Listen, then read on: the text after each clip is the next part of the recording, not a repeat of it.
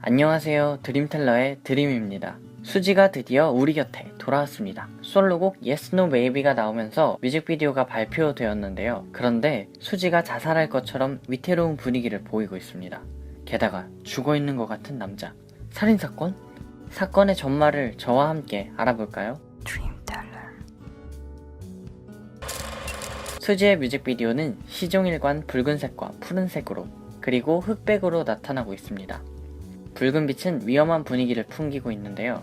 물론 중국에서는 붉은색이 복을 나타내고 있다고 합니다. 하지만 이렇게 시종일관 붉은색의 분위기는 위험한 느낌을 내는데 사용되곤 하죠. 반면 푸른색은 우울함, 생기 없는 느낌을 주고 있습니다. 그래서 이렇게 빨강빛 다음 극명하게 대비되듯이 나타나 마치 시체를 보는 것 같은 느낌을 주고 있습니다.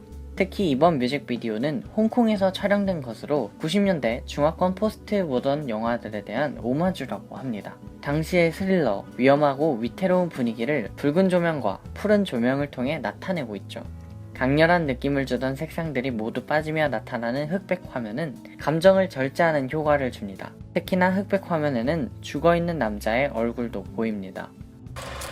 먼저 수지는 집에서 화장을 하고 옷을 입고 나갈 채비를 하는데요. 사실 여긴 수지의 집이 아닙니다. 수지가 짝사랑하는 남자와 그 연인의 집이죠. 수지가 짝사랑하는 남성은 벨소리가 울리자 눈을 뜨지만 수지는 벨소리가 울려도 전화를 받지 않습니다. 귀찮아서? 아니죠. 수지의 집이 아니니까 받을 필요도 받아서도 안 되었던 것입니다. 수지는 짝사랑하는 남자와 그 연인을 죽이고 마치 자신의 집인 양 이렇게 천연덕스럽게 집안의 물건들을 사용해봅니다. 그가 사랑한 여자는 어떤 향, 어떤 색을 사용했을까 하고 말이죠.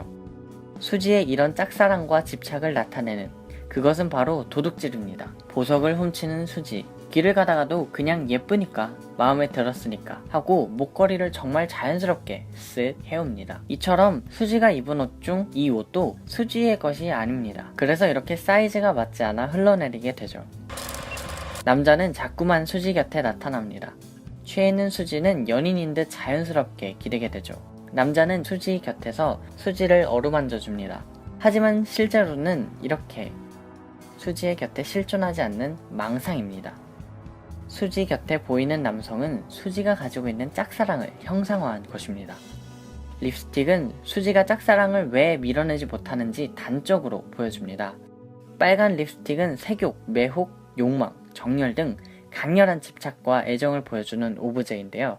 수지는 집을 나오며 립스틱을 훔쳐왔습니다. 마치 보석을 훔치듯이 말이죠. 그 립스틱을 술에 취해 미친듯이 바르는 모습은 그를 갈구하는 수지의 욕망을 보여줍니다.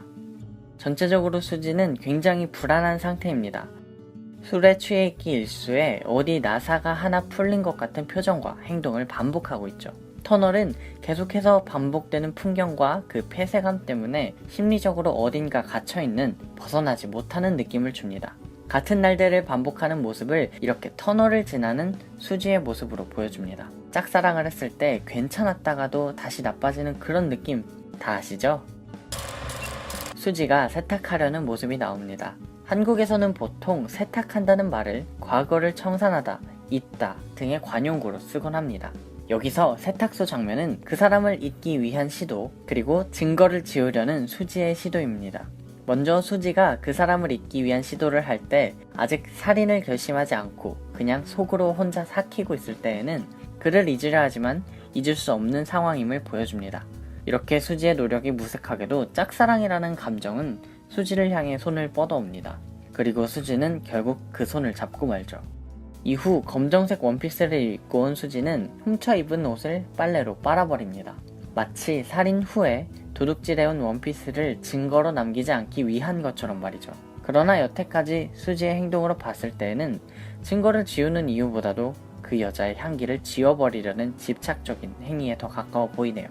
눈을 감겨주는 행위는 죽은 사람에게 주로 해주는 행위입니다. 수지의 무릎을 베고 누워있는 남성의 눈을 감겨주는 수지의 행위는 그녀를 밑바닥까지 끌어내리는 자신 안의 죄책감, 욕망 등을 피하기 위한 행동입니다. 그러나 미련은 아직 수지를 놓아줄 생각이 없는지 이렇게 눈을 감겨주지 않습니다. 수지는 살인을 저지른 후 손에 묻은 피를 지우기 위해 손을 씻어냅니다. 수지는 제목처럼 Yes, No, Maybe 그를 잊고 싶었지만 잊지 못해 살인을 저지르고 도리어 그 행동 때문에 그를 평생 잊을 수 없는 애매모호한 상태인 채로 끝이 납니다. 여기서 끝일까요? 그럼 드림텔러가 아니겠죠. 사실은 이렇습니다. Yes, No, Maybe는 실제 살인사건이라기보다 짝사랑이라는 감정을 처음 알아버린 자신의 모습을 도둑질과 살인을 저지른 나쁜 여자로 비유하고 있는 수지의 모습이 나타나 있는 것입니다. 짝사랑을 범죄, 그런 짝사랑을 하는 자신을 도둑의 살인범으로 묘사하고 있는 것이죠. 그럼 이 여성은 사실 수지 자신이라고 할 수 있습니다. 자신이 살해한 연인의 침대에서 잠을 자는 수지, 그리고 마치 자신의 집인 양 이렇게 천연덕스럽게 집안의 물건들을 사용해보는 모습은 그녀가 사이코패스라는 의미가 아니라 사실 이 여자가 수지 본인이면서도 스스로가 받아들일 수 없는 자아인 것입니다. 짝사랑에 집착하는 자신의 모습을 거부감이 느껴질 정도로 집착하는 나와 난생 처음 느껴본 나로 정의해서 원래 자신의 자아로부터 분리하고 짝사랑하는 남성과 함께하고 있는 연인인 다른 어떤 여자로 형상화한 것이죠. 수지의 또 하나의 페르소나라고 생각하면 편하실 것 같네요. 이 진실은 다음의 영상과 문장을 통해 알 수 있습니다. 네, Yes, No, Maybe는요, 사랑을 처음 시작하고 사랑의 아픔에 대해서 알아가면서 혼란스러워하는 마음을 표현하는 그런 댄스곡인데요. 수지는 분명 질투에 미쳐버린 여자가 아닌 사랑이라는 감정을 처음 알고 혼란스러워하는 여자라고 표현했습니다.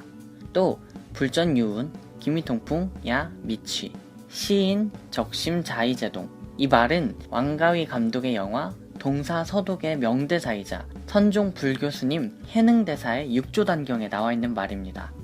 불경에 있는 운, 바람이 움직이는 것도 아니요, 깃발이 움직이는 것도 아닙니다. 그대들 마음이 스스로 움직이는 것입니다. 라는 말로써 쉽게 말하면 어떤 현상과 진리는 그곳에 있을 뿐이고 그 현상과 진리가 어떻게 받아들여질지는 사람 마음먹기에 달렸다는 말입니다. 한국에서는 원효대사의 해골물을 생각하면 조금 더 쉽게 떠오르실 것 같네요. 마음먹기에 달렸다 라는 것이죠. 즉 수지가 지금 고민하고 있는 짝사랑과 그 짝사랑을 하는 자신의 모습은 결국 수지 스스로가 자신의 모습을 어떻게 받아들이느냐에 따라 바뀔 것이라는 이야기입니다. 이대로 스스로의 모습을 추악하다고 생각하고 받아들이지 못할 것인지, 그것마저도 받아들이고 감내하고 이겨낼 것인지, 그것은 수지 스스로의 마음먹기에 달렸다는 이야기죠. 인간은 원래 자신이 입은 충격과 상처를 받아들이고 스스로의 자아와 통합하면서 한 걸음 더 나아간다고 합니다. 이 뮤직비디오는 감정을 주체할 수 없어서 자신의 자아마저 죽여버리는 자기 파괴적인 모습을 담고 있다고 할 수 있겠는데요. 이 자기 파괴적인 감정을 이겨낸다면 수지는 한 번 더 성장할 수 있겠죠. 처음 느껴본 사랑에 스스로를 주체할 수 없는 수지의 고뇌를 담은 뮤직비디오, 짝사랑의 또 다른 표현 Yes, No, Maybe의 의미를 뮤직비디오를 통해 다시 한번 살펴보는 것은 어떨까요? 이상 드림텔러였습니다.